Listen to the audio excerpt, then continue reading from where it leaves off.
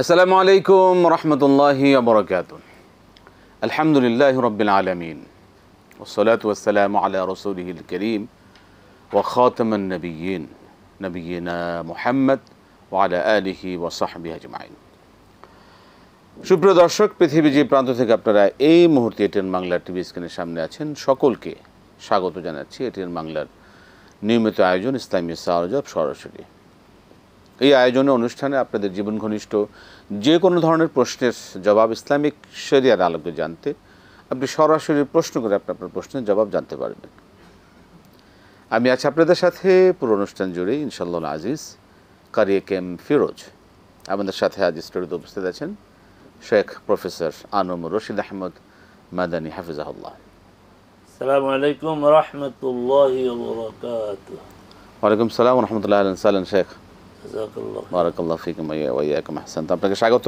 ইনশাআল্লাহ আজ আমরা আপনার কাছে আসবো দর্শকদের সরাসরি বিষয়গুলো জানবার জন্য। প্রিয় দর্শক, একটা বিষয় আমাদেরকে অবশ্যই আপনারা সহযোগিতা করবেন, যারা আমাদের সাথে এই আয়োজনে আপনি প্রশ্ন করার, অংশগ্রহণ করবার সুযোগ পাচ্ছেন। যখন আমাদের সাথে আপনি কথা বলবেন তখন আপনি যে টেলিভিশন দেখছেন, টেলিভিশনের ভলিউমটা কমিয়ে আমাদের সাথে কথা বলুন।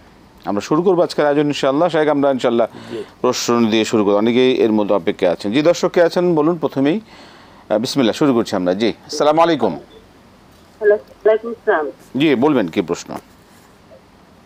হ্যালো, এটা কি এটিএন বাংলা? এটিএন বাংলা ইসলামী সাওয়াল-জবাব থেকে আপনার সাথে সরাসরি কথা বলছি। বলুন, কি প্রশ্ন আপনার? আপনি আপনার প্রশ্ন বলুন। মাজেদা বেগম, আমি জি ঢাকা থেকে বলছি। জি বলবেন। আমি এশার নামাজের পরেই তাহাজ্জুদটা পড়ি, পরে যদি জাগনা না পাই এই ভয়ে পড়ে ফেলাই। এটা কি আমার সম্ভব হইলো নাকি? এটা কি হচ্ছে তাহাজ্জুদ আদায় হবে কিনা? জি হ্যাঁ, আপনার আর প্রশ্ন? আর প্রশ্ন যে এমনি যে আত্মহত্যাকারী কি জান্নাতে যাবে তো না, ঠিক এই জানি, তারপরও জিজ্ঞেস করি যে দোয়া করলে কি তারা দোয়াটা পায়? আত্মহত্যাকারীর জন্য দোয়া করলে তার কোনো উপকার হবে কিনা? হ্যাঁ, ঠিক আছে, ধন্যবাদ। আমরা শুনবো আপনার বিষয় ইনশাআল্লাহ। জি, আপনি আমাদের সাথে যুক্ত থাকুন। আমরা একটা প্রশ্ন নেব, দর্শক অপেক্ষা আছেন। জি দর্শক, বলুন, কে আছেন, কি প্রশ্ন? আসসালামু আলাইকুম। আসসালামু আলাইকুম। ওয়ালাইকুম আসসালাম। জি বলুন, কি প্রশ্ন? প্রশ্ন ছিল, হুজুর, আমার দাঁতের ব্যথার জন্য আমি গাছের শিকড় দিয়ে একটি তাবিজ ব্যবহার করতাম, এটা কি হয় না? দাঁতের ব্যথা গাছের শিকড়ের তাবিজ? হ্যাঁ, আচ্ছা, তাবিজ ব্যবহার করতাম। এখন আমার আপনাদের কথা শুনে তাবিজ ব্যবহার কথা জায়েজ নাই, তারপর আমি খুলে ফেলাইছি। এখন আমার ব্যথা আবার শুরু হয়েছে। আচ্ছা, এখন কাপড় দিয়ে ব্যবহার করতে পারবো? আর কোন আমল আছে কিনা যে করার, তাবিজ ব্যবহার করা এই ব্যথার জন্য? জি জি হ্যাঁ হুজুর। হ্যাঁ, আর দ্বিতীয় প্রশ্ন? মাগরিব নামাজে হুজুর, মাগরিবের নামাজে নফল 2 রাকাত নামাজ আছে কিনা সেটা বলবেন। মাগরিবের নামাজে নফল সুন্নতে করে 2 রাকাত নফল আছে হুজুর। কিনা? আমার অনেক কোমর ব্যথা, আমি এই যে হেলান দিয়া, খাটের সাথে হেলান দিয়া, আবার ওয়ার্ডরোবের সাথে হেলান দিয়ে আবার নামাজ পড়া লাগে। আমি এবার বসতে পারি না হুজুর, হেলান দিয়ে নামাজ পড়া। জি, আমার নামাজ হবে কিনা? অসুস্থতায়, তাই তো? ঠিক আছে, জি অনেক ধন্যবাদ। আমরা শুনবো আপনার বিষয়ে, আপনি শুনবেন। ওয়ালাইকুম সালাম রহমতুল্লাহ বরকাতুহু। মহতরম, আমরা শুরু করতে পারি ইনশাআল্লাহ, একে করে জবাব শুনবো, মেহরবানি করে। আল্লাহুম্মা লাকাল হামদু হামদাশ শাকিরিন ওয়া সাল্লি ওয়া সাল্লাম আলা রাসূলিকাল আমিন ওয়া আলিহি ওয়া সাহবিহি ওয়া মান তাবি'আহুম বিইহসানিন ইলা ইয়াউমিদ্দিন। তাহাজ্জুদ বলা হয় ঘুম থেকে উঠে যে সালাত রাতে আদায় করা হয়। তাহাজ্জুদের মূল শব্দ হচ্ছে হুজুদ। হুজুদ মানে ঘুমিয়ে তারপরে উঠা। আপনি আসার পরে যে সালাত আদায় করবেন অবশ্যই সওয়াব হবে, কোনো সন্দেহ নেই। তবে তাহাজ্জুদের যে মর্যাদা তা পাওয়া যাবে না। তাহাজ্জুদের মর্যাদা যদি পেতে চান তাহলে ঘুমাবেন, ঘুম থেকে উঠে সালাত আদায় করবেন। আল্লাহ যতটা তৌফিক দেয়, 2 রাকাত 4 রাকাত যতটা পারেন ইনশাআল্লাহ ইনশাআল্লাহ। আত্মহত্যাকারীর জন্য দোয়া করলে তার কোনো উপকার হবে কিনা? বিষয় মনে রাখতে হবে যে আত্মহত্যাকারী কাফের না। আত্মহত্যাকারী অপরাধী মুমিন। তবে আত্মহত্যা একটি মারাত্মক অপরাধ। অন্যান্য অপরাধে যারা মারা যায় অপরাধ করে, অপরাধের শাস্তি হবে যে তওবা না করে। আত্মহত্যাকারীও তাই, তার জন্য দোয়া করা যাবে, তার জানাজা পড়ানো যাবে না, এটাও ঠিক না। আর কাফের এবং মুশরিক জন্য দোয়া করা যাবে না, মুমিনদের জন্য দোয়া করা যাবে, সে যত বড় অপরাধী হোক। আমরা এই দোয়াই করবো, আল্লাহ যেন তার শাস্তি ক্ষমা করে দেন। আল্লাহ তো ক্ষমা করতে পারেন, শাস্তি লাঘব করে দেন, শাস্তি ক্ষমা করে দেন, এগুলি আমরা দোয়া করতে পারবো। দাঁতের ব্যথা গাছের শিকড়ের তাবিজ ব্যবহার করতেন। আপনার দুটি সমস্যার কথা বলেছেন, একটি দাঁতের ব্যথা আর একটি হচ্ছে কোমর ব্যথা। প্রথম কথা হচ্ছে কোনো আমল আছে কিনা জানতে চেয়েছেন, পরে আমরা বিধান কি শরিয়ার বলবো। হ্যাঁ, আমল আছে। সে আমল হচ্ছে আপনি অতি শীঘ্র দাঁতের ডাক্তার দেখাবেন। দাঁতের ডাক্তার দেখালে দাঁতের সে দেখবে আপনার কি সমস্যা, প্রয়োজনে দাঁতের এক্সরে করাবে, সেই অনুযায়ী চিকিৎসা হবে। আল্লাহ সুবহানাহু ওয়া তাআলা উপর তাওয়াক্কুল করে দাঁত চিকিৎসা দেন, ভালো হয়েছে। আমারও প্রচণ্ড দাঁতের ব্যথা এবং কয়েকটি দাঁত উঠে ফেলতে হয়েছে, কিন্তু আমি তাবিজ ব্যবহার করি নাই, ঝাড়ফুঁকও দেই নাই। ডাক্তারের কাছে গিয়েছি আল্লাহর উপর নির্ভর করে, ডাক্তারের চিকিৎসা নিয়েছি। এটাই করবেন, কোনো তাবিজ ব্যবহার করবেন না। আর আপনার যে কোমর ব্যথার কারণে ঠেস দিয়ে নামাজ পড়েন না, এটা সমস্যা নেই। আপনি যেভাবে আরাম করে নামাজ পড়তে পারবেন ওইভাবেই আপনি নামাজ পড়বেন। শরীয়ত আপনাকে চাপ দেয় না যে না তুমি ঠেস দিতে পারবে না, অথচ প্রয়োজন না, এই ধরনের চাপ দেওয়া হয়নি। মাগরিবের পরে 2 রাকাত নফল না, মাগরিবের আগে 2 রাকাত পড়বেন। মাগরিবের ফরজ সলাতের আগে 2 রাকাত সলাত আদায় করবেন। রাসূল সাল্লাল্লাহু আলাইহি ওয়াসাল্লাম এই 2 রাকাত সলাতের তাকিদ দিয়েছেন, সাহাবে কেরাম এই 2 রাকাত সলাত আদায় করেছেন। তারপরে 3 রাকাত ফরজ পড়বেন, তারপর 2 রাকাত সুন্নত পড়বেন, তারপরে আপনি যত মন চায় পড়বেন। তবে আপনার মাগরিবের 3 রাকাত ফরজ, 2 রাকাত সুন্নত, তারপরে নফল পড়ার চেয়ে ফরজের আগে 2 রাকাত পড়ার গুরুত্ব মর্যাদা অনেক বেশি। জি, আহসান। আমরা প্রশ্নে যাব। জি, দর্শক কে আছেন বলুন। আসসালামু আলাইকুম। ওয়ালাইকুম আসসালাম। হুজুর, আমি ঢাকা বাড়িদা থেকে বলছি। হুজুর, আমার কথা শুনতে পাচ্ছেন? জি, শুনছি, বলুন। আচ্ছা হুজুর, আমি বলছিলাম আল্লাহ নবী অর্থাৎ বিশ্ব নবীর মধ্যে অনেক উত্তম আদর্শ আছে, সেইগুলি বারবার বর্ণনা করা হয়, তারপরেও অধিকাংশ মানুষ সেটা গ্রহণ করছে না কেন, সেটাই প্রশ্ন। ধন্যবাদ। ঠিক আছে, শুনবো আমরা। জি, আসসালামু আলাইকুম। কে আছেন দর্শক বলুন। ওয়ালাইকুম আসসালাম। প্রশ্ন করবো, বলুন। আমার 1 নম্বর প্রশ্ন হলো জোহরের নামাজ বাদে কোন রেওয়াতে পাওয়া যায় 2 রাকাত, আবার কোন রেওয়াতে 4 রাকাত। যদি 4 রাকাত সহিহ হয়ে থাকে তাহলে একসাথে 4 রাকাত পড়তে হবে না আলাদা আলাদা 2 রাকাত করে পড়তে হবে? এই। আর 2 নম্বর প্রশ্ন হলো একটা মাসলা আমরা শুনতে পাই যে নফলকে খরচ করে নেওয়া যাবে না। এখন এই মশলাটা কি সুন্নতের বেলায় কার্যকরী হবে কিনা? নফলকে ফরজ, নফলকে বানায় নেওয়া যাবে না, আচ্ছা, বানায় দেওয়া যাবে না। এই মশলাটা কি সুন্নতের বেলায় কার্যকরী হবে কিনা? সুন্নতের বেলা হবে কিনা, আচ্ছা, ঠিক আছে। আসসালামু আলাইকুম। ওয়ালাইকুম আসসালাম রাহমাতুল্লাহ। জি, মোহতারাম, নবীর আদর্শ কেন মানছে না? রাসূল সাল্লাল্লাহু আলাইহি সাল্লামকে আল্লাহ সুবহানাহু ওয়া তাআলা উসওয়া হাসানা বলেছেন, উত্তম আদর্শ। সূরা আহজাবে আল্লাহ সুবহানাহু ওয়া তাআলা বলেছেন, লাকাদ কানা লাকুম ফি রাসূলিল্লাহি উসওয়াতুন হাসানা, নিশ্চয়ই আল্লাহর রসুলের মধ্যে রয়েছে তোমাদের জন্য উত্তম আদর্শ। কথা এখানে শেষ হয় নাই, আরও কথা আছে। এই আদর্শ কার জন্য? লিমান কানা ইয়ারজুল্লাহ ওয়াল ইয়াউমাল আখির ওয়া যাকারাল্লাহ কাসীরা। রাসূল সাল্লাল্লাহু আলাইহি ওয়াসাল্লাম উত্তম আদর্শ যে আল্লাহকে চায়, আখিরাত চায় আল্লাহকে বেশি বেশি স্মরণ করে। এখন রাসূল সাল্লাল্লাহু আলাইহি ওয়াসাল্লামকে আদর্শ তারাই মানবে যারা আল্লাহকে চায়। কেন মানছে না? তাহলে বোঝা গেল আল্লাহকে চায় না, আখিরাতও চায় না। এখন আমরা ইন্ডিভিজুয়ালি প্রত্যেকে আত্মসমালোচনা করার প্রয়োজন যে আমি রাসূল সাল্লাল্লাহু আলাইহি ওয়াসাল্লামকে কতটা আদর্শ হিসাবে গ্রহণ করছি।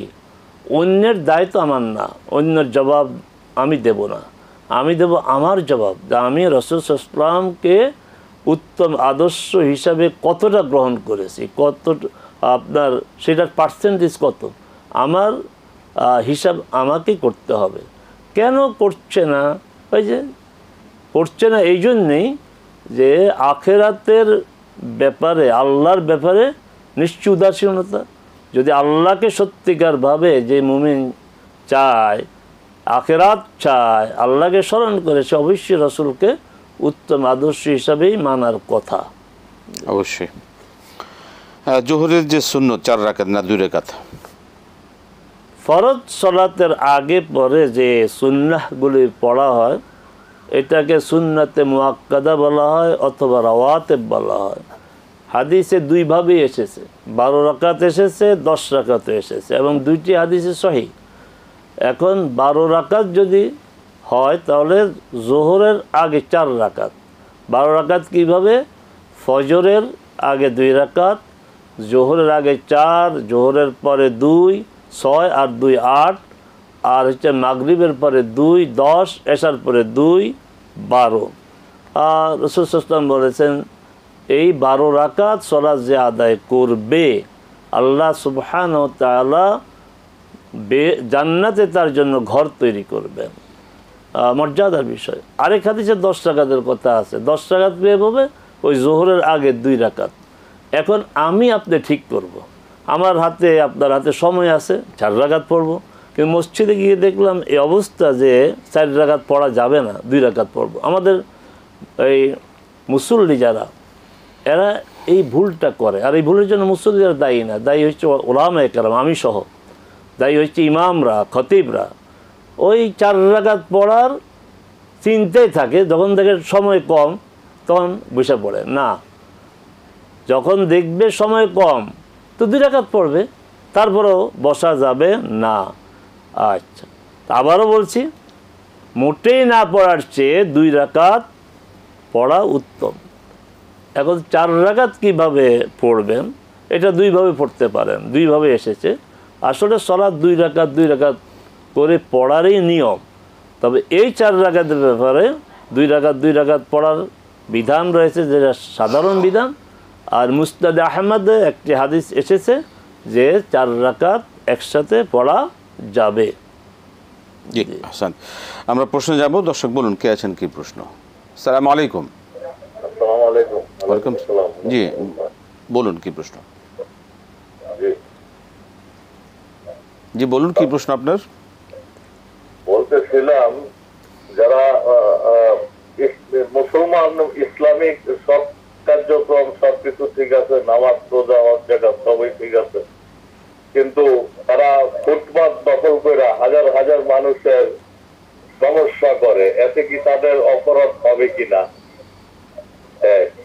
2 নম্বর, এই যে আমাদের দেশে যে হোটেল টোটেল গুলাতে যে আপনার এই যে পুরি, সিঙ্গারা, পরোটা এগুলা ওই আটার, ময়দা, তেলের কেজি অনেক ঊর্ধ্বে গেলে যতটুক ছোট হয়ে যায়, দাম কমলে অতটুক ছোটই থাকে। এটা কি তাদের কোনো অপরাধ হবে কিনা? 2। 3 নম্বর হলো আপনার, আমি একদিন শুনলাম এই অজু করার সময় আপনার এই যে ঘাড় মোছা, এই ঘাড় মোছাটা নাকি একজনে বলল, হয়তো আপনার এই এটিএনে নাকি ইসে শুনলাম, এনটিভিতে শুনলাম, এটা ঠিক খেয়াল নাই, মুরব্বী বলল যে ঘাড় মোছা কি নাই। ঘাড় না মুছলে কিভাবে এই মাথার এই ফাংশনটা কিভাবে কি করা যাবে, দয়া করে যদি ধন্যবাদ। ক্লিয়ার করে একটু অবশ্যই অবশ্যই ধন্যবাদ আপনাকে, আমরা শুনবো আপনার বিষয়ে। আপনাকে ধন্যবাদ। জি, আমরা পরবর্তী একটা প্রশ্ন নেব। জি দর্শক কে আছেন বলুন, কি প্রশ্ন? আসসালামু আলাইকুম। আসসালামু আলাইকুম। দুঃখিত, আমরা মোহতারাম, নফলকে ফরজ করা যাবে কি না? নফল নফল, সুন্নত সুন্নত, ফরজ ফরজ, এগুলি স্ট্যাটাস আলাদা। রসুল সাল্লা সাল্লাম এই ভাগগুলি করেননি। রসুল সাল্লামের সময় ছিল ভাগ ফরজ, আর ফরজের বাইরে যা আছে সব তাতাউউ বলা হইতো, না সুন্নত, না নফল, না মুস্তাহাব। ফরজ আর তাতাউউ। তাতাউউ শব্দের অর্থ হচ্ছে ভলেন্টারি, নট অব্লিগেটরি। এটা করতে হবে তা না, করতেই হবে ফরজ, ছাড়তেই হবে হারাম। এই মূলনীতিটা আমরা মনে রাখি, ই প্রত্যয় দিয়া। ছাড়তেই হবে, এটার নাম হারাম। করতেই হবে, এটার নাম হচ্ছে ফরজ। সুন্নত নফলের স্ট্যাটাস না। সুন্নত নফল আমরা আদায় করব অতিরিক্ত মর্যাদার জন্য। আমরা এই কথা বলবো না যে সুন্নত নফল তো ফরজের মতো গুরুত্ব না, অতএব দরকার কি, আমরা নিয়মিত না করলে চলবে, এই প্রবণতা যেন না আসে। আবার সুন্নত পড়তেই হবে। আমি সেদিন এক জায়গায় সলাত আদায় করলাম, সময় কম, একটা হাসপাতালে রুগী নিয়ে সবাই পেরেশান থাকে, সময়ও কম হয়েছিল। জোহরের সলাতের আদায় করলাম, আমার সাথে কয়েকজন দাঁড়ালো। কিন্তু এক ভদ্রলোক এসে দেখলাম যে আমাদের এক রাকাত হওয়ার পরে সে তো আমাদের সাথে সামিল হবে ফরজে জমাতে, কিন্তু দেখলাম না, সে আলাদা সুন্নত পড়তে আসে। বলেন তো কে শিখালো এই সলাত? ফরজ বাদ দিয়ে সুন্নত পড়া যাবে না, তার ধারণা না সুন্নত বাদ দেওয়া যাবে না, ফরজ ফরজের জায়গায় থাকুক। এটি হচ্ছে সমস্যা। এই ধারণা সম্পূর্ণ শরিয়া বিরোধী ধারণা। ফরজ ফরজ ফরজ যখন শুরু হয়ে যাবে, সুন্নত তখন আদায় করা যাবে না, ফরজে সামিল হতে হবে, ফরজ শেষ করে সুন্নত আদায় করতে হবে। এগুলি আমরা মাঝে মধ্যে দেখি যে সুন্নতটাকে এত বেশি মর্যাদা দেওয়া হয় যেন ফরজের মতেই যে সুন্নত ছাড়া যাবে না। না, সুন্নত ছাড়া যাবে না এই কথা ঠিক না, ফরজ ছাড়া যাবে না। সেক্ষেত্রে এই বিষয়টা সবচেয়ে বেশি দেখা যায় ফজরের সালাত। হ্যাঁ, ফজরের সালাতে তো রাসূল সাল্লাল্লাহু আলাইহি ওয়াসাল্লাম একাধিক সূত্রে এটা নিষেধ আছে যে কোনো সালাতেই আদায় করা যাবে না ফরজের জামাত শুরু হওয়ার পরে। আর ফজরের সালাতের ব্যাপারে রাসূল সাল্লাল্লাহু আলাইহি ওয়াসাল্লাম তো ধমক দিয়েছেন যে একজন এসে সালাত আদায় করেছেন, বলছেন আতুসাল্লি আস-সুবহা আরবাআন, তুমি কি ফজরের নামাজ 4 রাকাত পড়বা? মানে জমাত শুরু হয়ে গেছে, সালাত আদায় করছে। আব্দুল্লাহ ইবনে আব্বাস বলছেন, আমি এভাবে সালাতের জন্য নিয়ত করছি, একামত হয়ে গেছে, রাসূল আমার কাপড় ধরে টান দিয়ে নিয়ে গেছেন ফরজে যেন আমি সামিল হই। অতএব না, ফজরের সুন্নত আদায় করা যাবে না। আমাদের হানাফি মাযহাবের ওলামায়ে কেরাম বলছেন যে কোনোভাবে যদি ফরজটা ধরা হয় তাহলে সুন্নত বাদ দেওয়া যাবে না। এর পক্ষে শরীয়তের কোনো দলিল নাই, কোনো দলিল নাই, কোনো দলিল নাই। এটা হচ্ছে মন গড়া একটা চাপিয়ে দেওয়া বিষয়, গোড়ামি। আপনার কথা ঠিক, এটা আল্লাহ পাক হেদায়েত দান করুন। শেখ, আমরা আবার আসবো। প্রিয় দর্শক, আপনাদের সকল প্রশ্নের জবাব আমরা শুনবো এক এক করে ইনশাআল্লাহ একটা ছোট বিরতির পর। আর সে আবার ছোট বিরতির পর আপনাদের সাথে এই সরাসরি আয়োজন, আমাদের সাথে থাকবেন ইনশাআল্লাহ। আসসালামু আলাইকুম রহমতুল্লাহি ওয়া বারাকাতুহু। প্রিয় দর্শক, ফিরে এলাম বিরতির পর ইসলামী সওয়াল ও জবাব সরাসরি আয়োজনে। আমরা বিরতির পর আবারও দর্শকদের প্রশ্ন গ্রহণ করছি। জি দর্শক, বলুন কে আছেন, কি প্রশ্ন? আসসালামু আলাইকুম। ওয়ালাইকুম সালাম ওয়া রাহমাতুল্লাহ। জি বলুন। আমার 3টা প্রশ্ন বলবেন। একটা প্রশ্ন হলো, জি যে আমার ফুফু অনেক অসুস্থ, উনি বিছানায় নাড়াচাড়া করতে পারেন না, আরেকজনে খাওয়া দিতে হয়, নাড়াচাড়া করতে হয়। সেই ক্ষেত্রে উনি ওযু করবেন কিভাবে? নামাজ তো ইশারায় করতে হয়। ওযুর বিধানটা যদি একটু বুঝিয়ে বলতেন যে অসুস্থ মানুষের ওযুটা কিভাবে, এটা ওযু উচ্চারণ করলেই হবে নাকি ওযু করতেই হবে? ঠিক আছে। আর 2 নম্বর প্রশ্ন হলো যে আমরা ওযু করে যে বের হই, ওয়াশরুমের সামনে আমরা বের হই, ওইখানে একটা কার্পেট বিছানো থাকে, সেটা বোধা পানিও করে, কিন্তু ওযু করে ওই কার্পেটে পাড়া দিয়ে আসলে ওযুটা কি সহি হয়? সেইটা। আরেকটা প্রশ্ন হলো, আমার বয়স 60-এর উপরে, কিন্তু আমি অনেকদিন থেকেই সাদা চালের রোগী। আমার কাপড়ে নষ্ট হয়, মাঝে মাঝে কাপড়ে ধরে, এখন সেই কাপড়টা কতটুকু পরিমাণে বললে আমি ওটা করে নামাজ পড়তে পারবো, নাকি মোটেই করা যাবে না, কাপড় বদলাই দিতে হবে? আমি একটু অসুস্থ, ঠিক আছে, আমার কাপড় খোলা পরাটাও একটু কষ্টদায়ক, যদি বুঝিয়ে বলতেন তিনটা ব্যাপারই। অবশ্যই অবশ্যই, এত জীবন ঘনিষ্ঠ, আমরা সকল বিষয় শুনবো, আপনি আমাদের সাথে যুক্ত থাকুন। আর কোনো প্রশ্ন আছে আপনার? না, অনেক ধন্যবাদ। অবশ্যই শুনবো, আপনি শুনবেন ইনশাল্লাহ। আমরা একে করে আসছি। শেখ, এর আগে প্রশ্ন ছিল ফুটপাত দখল করে নামাজও পড়েন, সব কিছু করেন, আবার ফুটপাত দখল করে এই যে প্রশ্নগুলি সব ঠিক আছে, কিন্তু প্রশ্নগুলো যেন এমন হয় যে কারো প্রতি একটু আক্রমণ, একটু খোঁচা দেওয়া, এটা যেন না হয়। আপনার কথা যৌক্তিক। ফুটপাত অর্থ কি? ফুটপাত অর্থ হচ্ছে যে পায়ে হেঁটে চলার পায়ে হেঁটে চলার রাস্তা। এটা তো আমার আপনার সবার একটা অধিকার। রাইট। আমরা এই রাষ্ট্রে আমরা ট্যাক্স দেই, এই রাষ্ট্রের নাগরিক। রাস্তায় গাড়ি চলবে, আর রাস্তার পাশে যে উঁচু যে আপনার যে জায়গাটা, এটা আমার আপনার চলার পথ না। এই পথে তো ব্যবসা বাণিজ্যের দোকান দেওয়া, এটা আমার অধিকার, আপনার অধিকার গ্রহণ করা হয়। এই জন্য কি আসলে যারা ব্যবসা করে তারাই দায়ী, তারাও দায়ী, আর যারা এই সুযোগটা করে দেয় তারা আরও বেশি দায়ী। অতএব আপনার প্রশ্নের মাধ্যমে আমরা এটা দৃষ্টি আকর্ষণ করতে পারি সংশ্লিষ্ট সংস্থা প্রতিষ্ঠানগুলোকে, যে আপনারা এই ফুটপাতকে মানুষের চলার পথ বানান, এটাকে ব্যবসার জায়গা বানাবেন না। এটা অন্যায়, এটা অধিকার লঙ্ঘন। জি মোহতারাম, এটা আসলে একদিনে হয়নি, এটা এটা নিয়ে কিন্তু একটা বিরাট মানে একটা বাণিজ্য হয়, এবং তারা বিভিন্ন জায়গায় চাঁদা প্রদানের মাধ্যমে তারা এই জায়গাগুলি বিক্রি হয় পর্যন্ত, ভাড়া পর্যন্ত বিক্রি হয়, ভিক্ষার জায়গায় বিক্রি হয়। আমরা কোনো দলকে, কোনো সরকারকে আমরা দায়ী না করে, আমরা জাতি হিসাবে এই অনুশোচনা কেন আমাদের মধ্যে আসে না, এই বোধ কেন আমার মধ্যে আসে না যে আমরা এমন একটা দেশে আছি যেখানে ভিক্ষুকের জায়গাটাও বিক্রি হয়, ভিক্ষুকের জায়গাটাও বিক্রি হয়, এবং এটা সত্য, বাস্তব। আপনার শুধু ব্যবসার একটু আপনার এই মানে কয়েক বর্গফুট জায়গাতে সে হয়তো এই যে বিভিন্ন জিনিস বিক্রি করে, তার কাছ থেকে যেমন চাঁদা নেওয়া হয়, তাকে যেমন বরাদ্দ দেওয়া হয়, ভিক্ষুকের জন্য আপনার বরাদ্দ দেওয়া, তার কাছ থেকে চাঁদা নেওয়া হয়। কোন পর্যায়ে আমরা গিয়েছি?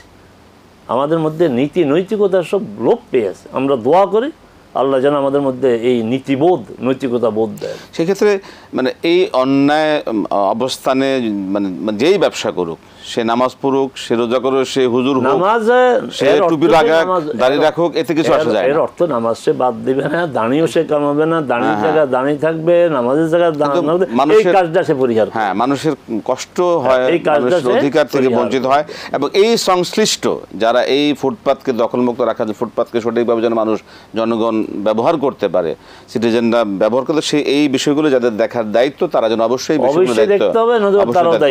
তারাও দায়ী হবে।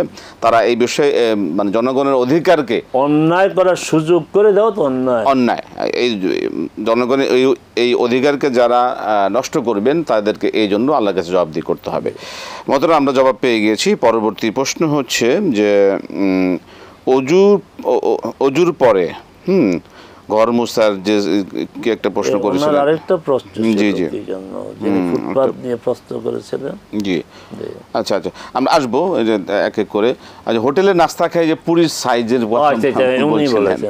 এই কথাটা বল, পুরী সিঙ্গারার সাইজ। আচ্ছা, হ্যাঁ, এটাও একটা আপনাদের জীবন ঘনিষ্ঠ বিষয়। আসলে তো সাইজ ছোট হয়ে যায়, জিনিসপত্রের দাম কমলে সেই সাইজটা আর বড় ফিরে আসে না।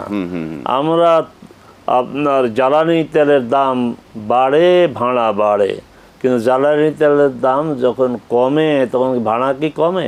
ওই আগের প্রশ্নের মতোই জবাব। এই জন্য অপরাধ থেকে বাঁচার জন্য দুইটা পথ, এটা মনে রাখতে হবে। একটি হচ্ছে আল্লাহর ভয়, আর একটা হচ্ছে আইনের শাসন। আল্লাহর ভয় যথেষ্ট নয়, ভয় করলো না, তখন কি হবে? আইনের শাসন। আর যে আল্লাহর ভয় অপরাধ করবে না, তার তো আইনের শাসন প্রয়োজন নেই। এই জন্য রাসূল সাল্লাল্লাহু আলাইহি ওয়াসাল্লাম সময় থেকেই পাশাপাশি দুইটি বিষয়, আল্লাহর ভয়ের কথা বলা হয়েছে, আবার আইনের শাসনও আপনার ব্যবস্থা করা হয়েছে। এখন দুইটাই তো থাকতে হবে। আমাদের তো আইনের শাসন নাই। আপনার কি যানবাহনের ভাড়া বলেন, জ্বালানি তেলের দাম কমলেও ভাড়া আগেরটাই থাকে, কমে না। ওই সিঙ্গারা পুরীর সাইজ এটা মানে সকল ক্ষেত্রে এটা প্রযোজ্য, সকল ক্ষেত্রে আমার বাড়ি ভাড়া বাড়ানো হয়েছিল এরপর আর কমে নাই। করে তাদের মধ্যে আল্লাহর ভয় থাকতে হবে। আর আল্লাহর ভয় যদি তাকে এর থেকে বিরত না রাখে, তখন আইনের শাসন সেখানে প্রতিষ্ঠিত হতে হবে। অবশ্যই। আসলে মানুষের নৈতিকতা যদি পরিবর্তন না হয়, ইনসাফ তাহলে প্রতিষ্ঠিত হওয়ার সুযোগ থাকবে না। সেই ক্ষেত্রে কোরআন সুন্নাহ দিন মানার, দিন জানার মানার বিকল্প নেই। আল্লাহ পাক আমাদের হেদায়েত দান করুন। শেখ, পরবর্তী প্রশ্ন হচ্ছে যে ঘাড় মাসে এই বিষয়টা কতটুকু? আপনি যেটা শুনেছেন এটি সঠিক শুনেছেন। গাড় মাসে আলাদা করবে, আলাদাভাবে গাড় মাসে করার পক্ষে কোনো দলিল নাই, না কোনো সুস্পষ্ট বিশুদ্ধ হাদিস, না কোনো দুর্বল হাদিস। তবে ঘাড় তো আবারও বলছি আলাদা করে ঘাড় মোছা, কিন্তু ঘাড় মোছে করতে হবে, ঘাড় মাসে করতে হবে, আলাদা করে নয়। সেটা কীভাবে? রাসূল সাল্লাল্লাহু আলাইহি সাল্লাম এইভাবে মাথার সামনে থেকে হাতকে একদম কান পর্যন্ত নিয়ে যেতেন, সেখান থেকে আবার এইভাবে উঠাইতেন, তারপরে এই মাসে করে তো ঘাড় মাসে হয়ে যাচ্ছে। তো এটাই সুন্নাহ। আলাদা করে ঘাড় মাসাহ করা এটা সুন্নাহ পরিপন্থী, এটা অভ্যাসে পরিণত হয়েছে। আমরা আজকে আমাদের দর্শকদেরকে অনুরোধ করব, এখন থেকে, আজ থেকে জোহর রোজ থেকে এটা বাদ দেন, এটা সুন্নাহ পরিপন্থী কাজ। আপনি ঘাড় মশে করবেন মাথা মশের সাথে, এইভাবে একদম ঘাড় পুরাটা এই পর্যন্ত চলে যাবে কান পর্যন্ত, এরপর আবার ওখান থেকে দেখেন ঘাড় হয়ে যাচ্ছে, ওখান থেকে আবার মাথাটা এইভাবে নিয়ে আসবেন। জি, মানে ঘাড়কে মাথার অংশ হিসেবেই, জি, আলাদা মশে করা যাবে না, সুন্নাহ পরিপন্থী। মাথার সাথেই ঘাড় সহ একবারে মাসে করে আসতে হবে।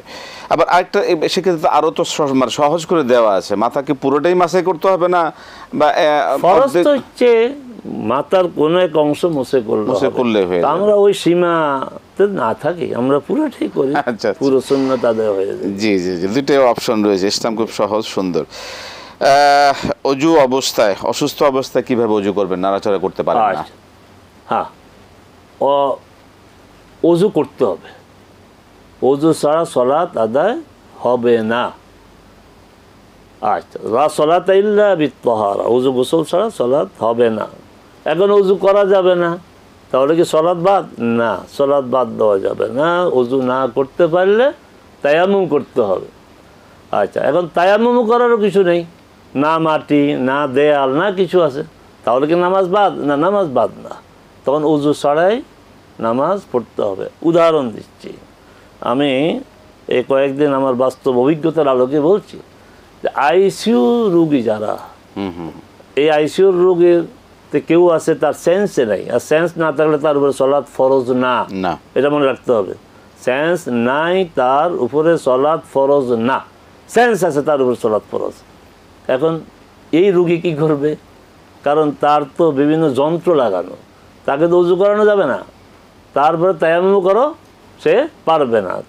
এই অবস্থা কি নামাজ বাদ? না, ওই টাইমলি সে নামাজ সলাত আদায় করবে, তার অজুরও প্রয়োজন নেই, তায়াম্মুমেরও কি প্রয়োজন নেই। সেক্ষেত্রে মোহতারাম অজুর ক্ষেত্রে সলাত বাদ দেওয়া যাবে না, বারবার স্মরণে রাখতে হবে, সলাত বাদ দেওয়া যাবে না। মোহতারাম, সেক্ষেত্রে আমি যদি একটু সহজ করে চিন্তা করি, অজু যদি নিজে না করতে পারেন, কেউ তাকে করিয়ে দেয়, যদি সুযোগ হয়, কিন্তু আইসিইউর রোগী তো করানো যাবে না, এটা আমি বাস্তবে যা দেখেছি। আইসিইউর কথা বলছি না, আমরা বলছি যে অজু তো আরেকজন যদি করিয়ে দিতে হয়, যদি আইসিইউ ছাড়াও রোগী আছে যাদের অজু করতে পারে না, তাহলে সে তো শুয়ে আছে, তাহলে আপনার তার আশেপাশে যারা আছে তার অন্তত এই মুখটা মুছে দিবে হাত দিয়ে, মানে চারটা ফরজ যেটা করে দিবে, চারটা ফরজ আদায় করে দিলে তো তার আদায় হয়ে যাবে। আমার মা দীর্ঘদিন অসুস্থ ছিল, তিনি বিছানা ছিলেন, নিজে করতে পারতো অনেক সময়, তা আমরা আমাদের পক্ষ থেকে তাকে চারটা ফরজ অন্তত আদায় করে দিয়ে তাকে নামাজ করে তাকে দিতে পারতাম। অবস্থার উপর নির্ভর করে। হ্যাঁ, জি জি, সেক্ষেত্রে তার হয়ে যাবে, সে নামাজ পড়তে পারে, পবিত্রতা অর্জন হয়ে যাবে। এই জন্য তাকে যে কুলি করতে হবে, নাকে পানি দিতে হবে, এগুলো সুন্নতগুলোর অত জরুরি, চারটা ফরজ আদায় করলে তো এই বিষয়টা মনে রাখতে হবে। আমাদের আবারও বলছি, আমরা ওলামায়ে কেরামরা বিষয়গুলোকে সহজভাবে পেশ করি না। আমরা এই অজু তায়াম্মুর এত গুরুত্ব দেই, গুরুত্ব দেওয়ার কারণে অনেকে সলাত আদায় করে না, যে অজু করতে পারে না, তায়াম্মুম করতে পারে না, সলাত আদায় করবো কি নাফাক অবস্থা না। এই কথা জোর দিয়ে বলতে হবে, সলাত বাদ দেওয়া যাবে না, ওই অবস্থায় সলাত আদায় করতে হবে। অজু যদি করতে পারে আলহামদুলিল্লাহ, আপনি যেটা বলেছেন, কেউ যদি তার ফরজ এই অংশটা যদি ধোয়া দেয় করবে, না পারলে কি তায়াম্মুম নাই করতে পারবে না, সলাত বাদ দেওয়া যাবে না কোনো অবস্থায়, কোনো অবস্থায়। সলাত বাদ দিতে পারে দুইটা কারণে, ঘুম আর ভুলে যাওয়া, আর কোনো কারণ নাই পৃথিবীতে। এই ক্ষেত্রে একটা প্রাসঙ্গিক বিষয় আপনাকে, মানে আমাদের দর্শকদের অনেক সময় প্রশ্ন আসে, যেটা প্রশ্ন আসলো যে মানে নামাজের সময় চলে যাচ্ছে, তার ফরজ গোসল করা দরকার, সেই ক্ষেত্রে কি খুব ইমিডিয়েটলি কোনো গোসল ফরজ, এই গোসল করতে গেলেই সলাতের যে টাইম চলে যাবে না, তখন তায়াম্মুম করে সে সলাত আদায় করবে। যদি অথবা ওযু করে কি তিনি নামাজ আদায় করতে পারেন, যদি ওযু করার সুযোগ তাহলে ওযু করে সে সলাত আদায় করবে। চমৎকার। ইসলাম অত্যন্ত সহজ, নামাজ যেন আমাদের কোনো অবস্থা ছুটে না যায়, আল্লাহ পাক আমাদের কবুল করুন। শেখ বারাকাল্লাহ ফিক, জাযাকাল্লাহ খায়র। আমরা এই প্রশ্ন জবাব পেলাম। ওযু অবস্থা বের হওয়ার পরে টয়লেট থেকে অনেক সময় আমাদের সামনে ম্যাট বিছানো থাকে, ওগুলোতে পাড়া দিয়ে যদি আমরা যাই সমস্যা নেই এতে, কিন্তু ওই ম্যাটটা যেন নাপাক না, ম্যাটটা যেন পাক থাকে, সেই বিষয়ে এখন কেউ যদি প্রস্রাব পায়ে লাগছে, সে যদি ম্যাটে এটা জানা থাকে, তাহলে তো ম্যাটটা ধুইতে হবে। জি। 60 বছরের বয়সের ক্ষেত্রে তার যে ইউরিন সমস্যা থাকে, সেই ক্ষেত্রে কতটুকু পরিমাণ হলে প্রোটেকশনটা আপনি নেবেন, যেন মূল কাপড়টা আপনার, এখন তো অনেক প্রোটেকশন নেওয়া যায়, বিভিন্ন ব্যবস্থা আছে, এগুলি পরবেন। আর সলাতের সময় মূল কাপড়টা যেন নষ্ট না হয়, এইভাবে খেয়াল রাখবেন। আর ফ্রেশ ওযু করতে হবে। যারা এই রোগের রোগী, তারা এক ওযু দিয়ে একাধিক সলাত আদায় করবে না, প্রতি সলাতের জন্য সে আলাদা ওযু করবে। এরপরে যদি আবার অবস্থা তার যদি খারাপ হয়ে যায়, ওই অবস্থা আদায় করে যাবেন তিনি। কষ্ট হবে বারবার ওযু করা, সে কষ্ট হবে, ওই ওযু দিয়েই তিনি নামাজ পড়তে পারবেন, প্রত্যেক নামাজের জন্য আলাদা ওযু করে। তার বান্দাদের জন্য শরীয়তকে এত জটিল করে নেয়, সুবহানাল্লাহ, আমরা সহজ করে নেই। আল্লাহ নিজেই বলছেন, আমি তোমাদের জন্য কঠিনটা চাই না, সহজটা চাই। ইউরিদুল্লাহু বিকুমুল ইউসরা ওয়ালা ইউরিদু বিকুমুল উসরা। আল্লাহ তোমাদের জন্য যেটা সহজ সেটা চান, কঠিনটা চান না। চমৎকার, চমৎকার। দ্বীন ইউসরুন, সুবহানাল্লাহ। জি, আমরা যাব পরবর্তী প্রশ্ন। জি দর্শক বলুন। আসসালামু আলাইকুম। ওয়ালাইকুম আসসালাম ওয়া রাহমাতুল্লাহি ওয়া বারাকাতুহু। জি বলবেন, কি প্রশ্ন? আমি মগবাজার থেকে মাহফুজা বেগম বলছি। জি বলুন। ভাই এবং বোনের নাতিন জামাইয়ের সাথে পর্দা করা জরুরি কিনা? ভাই এবং বোনের নাতিন জামাইয়ের সাথে পর্দা করা জরুরি কিনা? একটা হলো মাগরিব সালাত আদায় করার পর কেউ যদি 6 টাকা 5 টাকা নফল সালাত আদায় করে, তা কি হবে কিনা? মাগরিবের ফরজ সুন্নতের পরে নফল পড়া যাবে কিনা? ঠিক আছে, ঠিক আছে, ঠিক আছে। জি, এই দুটাই প্রশ্ন। জি ধন্যবাদ। জি, ওয়ালাইকুম আসসালাম। মোহতারাম, শুনলেন। প্রথম কথা হচ্ছে, ভাইয়ের ছেলে মাহরাম, বোনের ছেলেও মাহরাম, এবং পরবর্তী পর্যায়ে সবাই মাহরাম। তাদের সাথে পর্দা না করলে চলবে। মানে যাদের সাথে বিবাহের বন্ধন হারাম, তাদের সাথে পর্দার মানে বিধান নেই। অতএব আমার দেখতে হবে যে ভাইয়ের ছেলে, তো ভাইয়ের সাথে ভাই তো মাহরাম। আচ্ছা, ভাইয়ের ছেলেও মাহরাম, অতএব এই ছেলের ছেলে মেয়েরও কি মাহরাম হবে। কিন্তু ছেলের ওই যে নাতিন জামাই, যে জামাই তো না, জামাই না, ও এটা এর প্রশ্ন না, জামাইয়ের সাথে পর্দা করতে হবে। মানে নাতিন জামাইয়ের সাথে পর্দা করতে, ভাই বোনের পক্ষ থেকে যে নাতিন হয়, তার যে জামাই হবে, তার সাথে পর্দা করতে হবে। আমরা ক্লিয়ার? জি। পরবর্তী মাগরিবের পর 2 রাকাত করে কি কিছু নফল সালাত আদায় করা যাবে? এই প্রশ্ন আমরা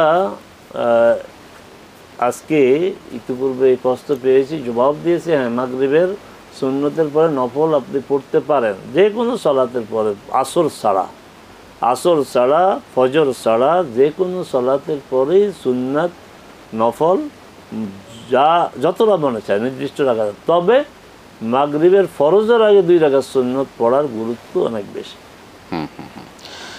জি আহসান, মাশাআল্লাহ। আমরা প্রশ্নে যাব। দর্শক বলুন। আসসালামু আলাইকুম। আসসালামু আলাইকুম। ওয়ালাইকুম আসসালাম। ভালো আছেন আপনারা? আলহামদুলিল্লাহ। জি বলুন, কি প্রশ্ন আপনার?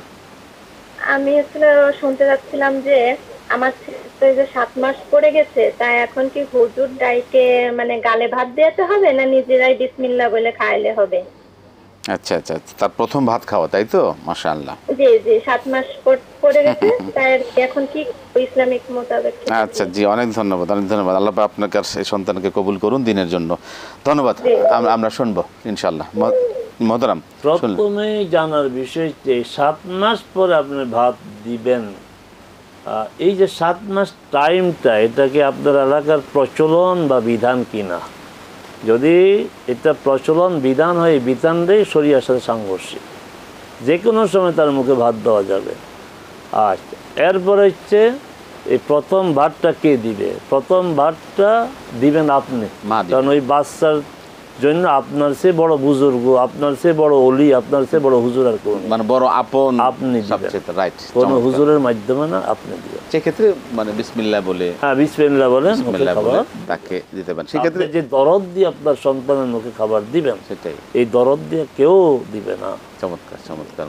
মা বাবাই সবচেয়ে বড়, তার জন্য দোয়া এবং তার জন্য সবচেয়ে বড় ইহসান। আলহামদুলিল্লাহ। শাইখ, আমরা অনুষ্ঠানের শেষ পর্যায়ে চলে এসেছি। অনেকগুলি বিষয় জানলাম। মুকুররসুল্লাহকে আপনাকে অসংখ্য ধন্যবাদ। বারাকাল্লাহু ফিক, জাযাকাল্লাহু খায়রান জাযা, আহসানতুম, হাইয়াকাল্লাহ। প্রিয় দর্শক, সময় শেষ হয়ে গেল, অনেকেই অপেক্ষায় আছেন। আজকে সুযোগ হচ্ছে না, আজ আগামীতে ইনশাআল্লাহ আপনারা অবশ্যই অনুষ্ঠান দেখবেন। অনুষ্ঠান থেকে অবশ্যই আপনাদের বিষয়গুলো আমরা জানবার চেষ্টা করব। যে আলোচনাগুলো আমরা শুনলাম, সুন্নাহ, ফরজ, সকল ইবাদতগুলো আমরা যেন সঠিকভাবে আদায় করতে পারি, শিরক বিদআত মুক্ত হয়ে, বিশেষ করে যা আছে তা অতিরিক্ত বাড়াবাড়ি করা যাবে না, যেখানে যেভাবে সুন্নাহ মোতাবেক যেন আমরা চলতে পারি। আল্লাহ পাক আমাদের কবুল করুন। আজকে শেষ করছি, বিদায় নিচ্ছি। আসসালামু আলাইকুম ওয়া রাহমাতুল্লাহি ওয়া বারাকাতুহু।